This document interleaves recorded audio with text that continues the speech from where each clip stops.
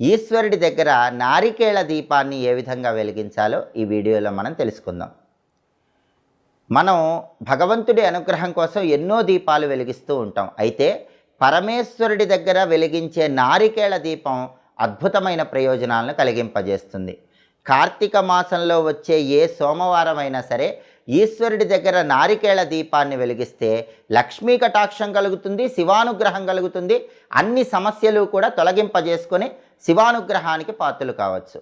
కార్తీక మాసంలో వచ్చే సోమవారం వీలు కాని పక్షంలో ఏ నెలలోనైనా సరే సోమవారం పూట సాయంకాలం ప్రదోష సమయంలో ఈశ్వరుడి దగ్గర నారికేళ దీపాన్ని వెలిగిస్తే ఆ గృహంలో శివుడు ఆనంద తాండవం చేసి అష్టైశ్వర్యాలు భోగభాగ్యాలను కలిగింపజేస్తాడు. ఈ నారికేళ దీపాన్ని ఎలా వెలిగించాలంటే కార్తీక మాసంలో వచ్చే సోమవారం కానీ లేదా ఏ నెలలో వచ్చే సోమవారం అయినా సరే ప్రదోష కాలంలో